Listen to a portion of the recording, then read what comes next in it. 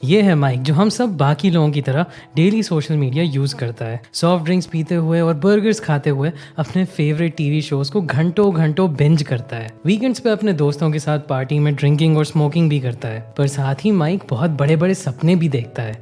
उसे अपना एक सक्सेसफुल बिजनेस बिल्ड करना है और एक बहुत बढ़िया लाइफ जीनी है। अब माइक कोई छोटा बच्चा तो नहीं है, ना ही वो इतना बेवकूफ़ है कि उसको इन बैड हैबिट्स के नेगेटिव इफेक्ट्स ना पता हो। पर फिर भी वो दिन भर उन सारे एक्शंस को लेता है जिससे उसका टाइम वेस्ट होता है, हेल्थ ख़राब होती है और उसकी ड्रीम लाइफ उससे और दूर चली जाती है। लेकिन ऐसा क्यों होता है? क्यों हम सब जानते हुए भी जानबूझ के अपनी लाइफ को डिस्ट्रॉय करने का डिसीजन ले लेते हैं? ऐसा क्यों होता है कि सारी नॉलेज होने के बावजूद हम तब भी खराब डिसीजंस लेके अपनी लाइफ बर्बाद कर लेते हैं? डॉक्टर रिचर्ड ओ'कॉनर एक साइकोथेरेपिस्ट हैं जो 20 साल से लोगों की एडिक्शन, मेंटल इलनेस और डिप्रेशन जैसी कॉम्प्लेक्स प्रॉब्लम्स को सॉल्व कर रहे हैं। उनकी अपनी पर्सनल लाइफ भी बहुत मुश्किल थी। 15 साल की उम्र में उनकी माँ ने उनके सामने सुसाइड किया और अपने 20s और 40s में उन्हें 2 बार बहुत तगड़ा डिप्रेशन भी हुआ। लाइफ के इन सभी एक्सपीरियंसेस ने उनको बहुत सारी चीज़ें सिखाई जिससे उन्हें हमारी इसी प्रॉब्लम का सोल्यूशन मिला। Hey guys, welcome back to life Gyaan और ये है रीवायर बाय रिचर्ड ओ'कॉनर की बुक समरी।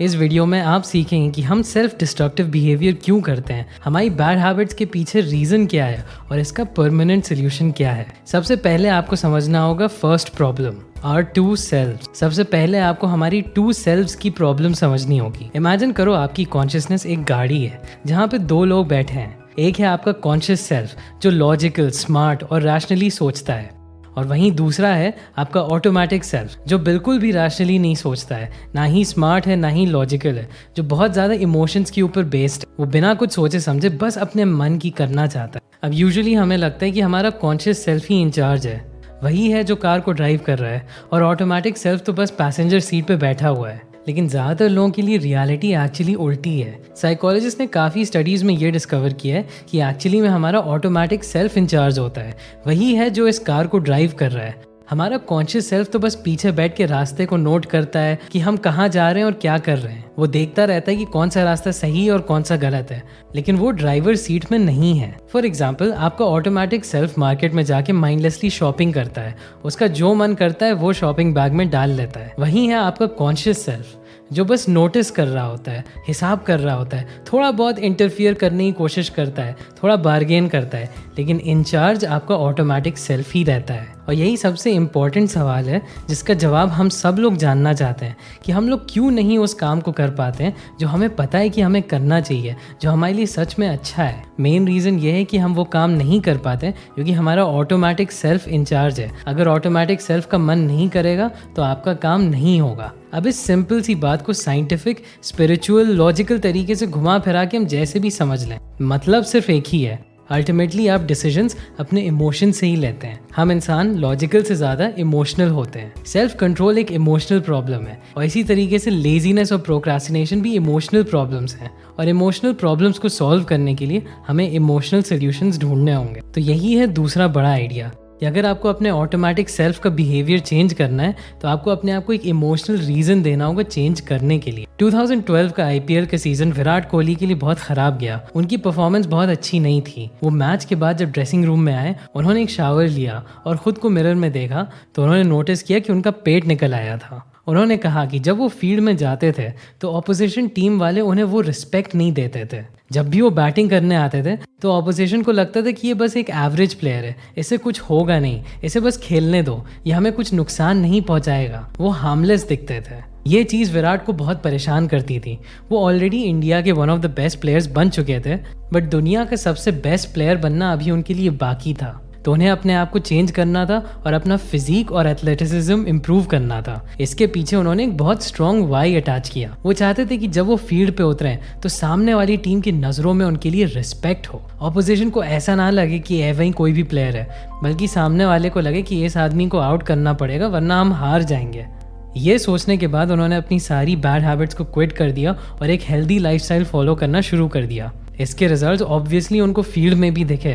वो ज़्यादा लाइट फील करने लगे, उनके रिफ्लेक्सेस इंप्रूव हो गए और उनका फोकस बढ़ गया। ये चीज़ उन्हें इतना अच्छा फील कराने लगी कि एक फिट लाइफस्टाइल उनका एक एडिक्शन बन गया। इस चेंज ने उनको फाइनली अपने करियर के हाइट्स पे पहुंचा दिया, और ये पॉसिबल सिर्फ इसलिए हुआ क्योंकि उन्होंने अपने आप को एक इमोशनल वाई दिया। अगर विराट कोहली के पास अपनी बैड हैबिट्स को छोड़ने के पीछे कोई रीज़न ना होता तो वो कभी कोई एक्शन ना ले पाते। आप अपनी जिस भी बैड हैबिट से स्ट्रगल करते हो, जिसे आप छोड़ना चाहते हो, सबसे पहले खुद से ये पूछो कि आप इस आदत को क्यों छोड़ना चाहते हो। खुद को एक रीज़न दो, और वो रीज़न जितना पर्सनल होगा उस आदत को छोड़ना उतना आसान होगा। और आपको वो रीज़न कैसे मिलेगा, उसके लिए ऑथर एक सोल्यूशन बताते हैं। एक पेपर लो, उस पर अपनी बैड हैबिट का नाम लिख दो।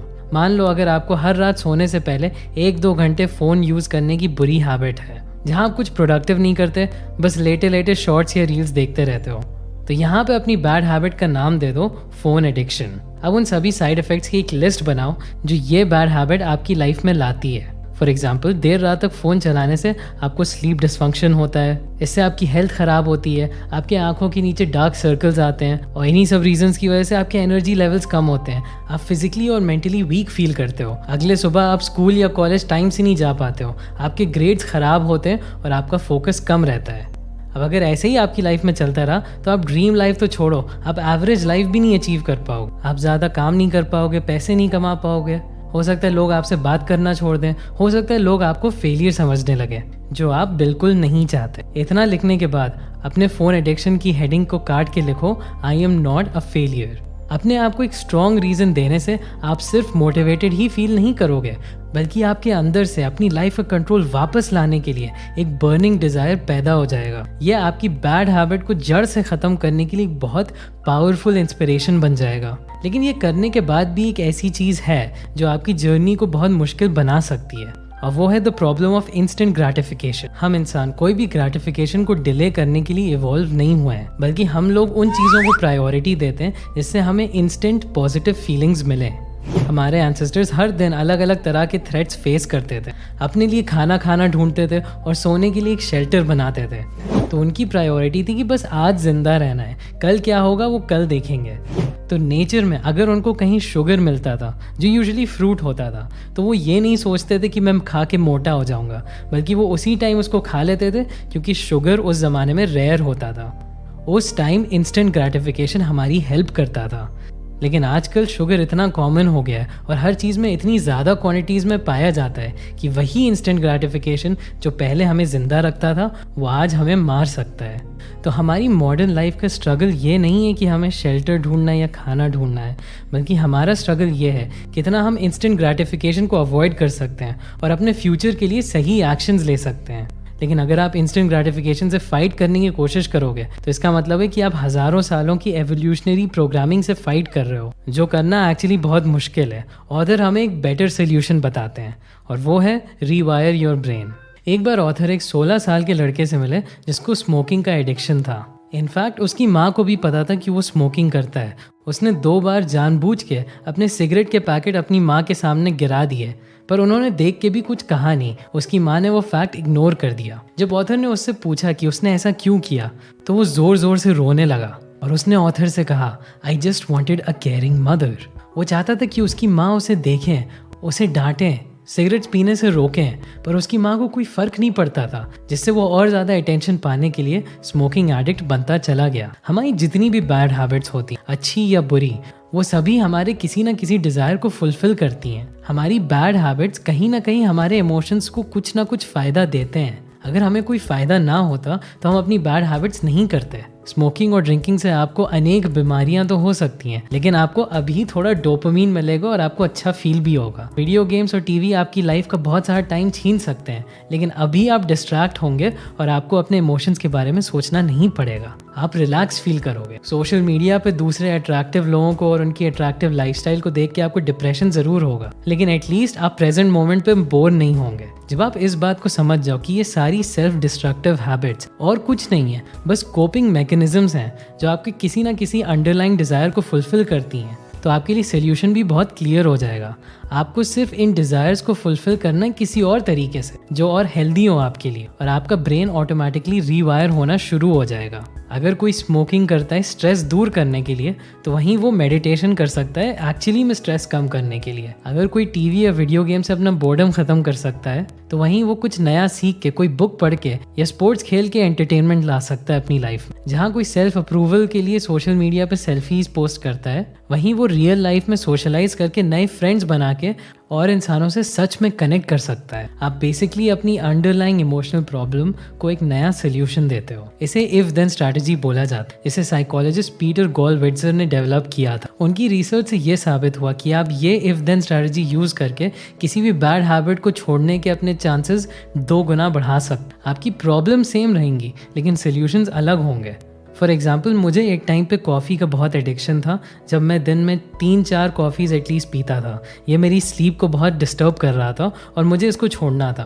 तो मैंने ये फिगर आउट किया कि जो कोर नीड कॉफ़ी मेरे लिए सर्व कर रहा था वो था कि जब मेरी एनर्जी कम होती थी तो मुझे एक बूस्ट चाहिए होता था। तो एनर्जी बूस्ट करने के और तरीके क्या हैं? कोल्ड शावर, एक्सरसाइज करना या ओवरऑल एक अच्छी डाइट खाना। तो जब भी मुझे कॉफ़ी पीने का मन करता था, मैं या तो ठंडे पानी से नहा लेता था या मैं एक्सरसाइज कर लेता था, और ऑटोमेटिकली धीरे धीरे मेरा कॉफ़ी का एडिक्शन ख़त्म हो गया। इसी तरह आप अपने ब्रेन के पुराने पैटर्न्स को ब्रेक करके उसे रीवायर कर सकते हो और अपनी लाइफ बदल सकते हो। लेकिन जाते जाते आपको एक बात याद रखनी है, आप किसी भी आदत को भूल नहीं सकते। जैसे आप बचपन में एक बार साइकिल चलाना सीखते हैं तो फिर आप उसको बुढ़ापे तक कभी भूलते नहीं हैं। इसी तरह आप किसी भी बैड हैबिट को अपने सिस्टम से पूरी तरीके से डिलीट नहीं कर सकते। जैसे कंप्यूटर्स में डिलीट करने पे भी कोई भी फाइल सच में डिलीट नहीं होती है। वो इन्फॉर्मेशन तब भी हार्ड डिस्क में रहती है जो आप किसी ना किसी तरीके से रिट्रीव कर सकते हो। एक्चुअली में कंप्यूटर से चीज़ें तभी डिलीट होती हैं जब उसके ऊपर कोई और फाइल ओवरराइट हो जाए। इसी तरीके से आपकी बैड हैबिट्स भी तभी असलियत में डिलीट होती हैं जब उनके ऊपर कोई अच्छी हैबिट ओवरराइड हो जाए। सोक्रेटिस कहते हैं, the secret of change is to focus all your energy not on fighting the old but on building the new. अभी के लिए बस इतना ही। ज़रूर मुझे कॉमेंट्स में बताइएगा कि आप अपनी कौन सी हैबिट को रीवायर करना चाहते हैं। Thanks for watching.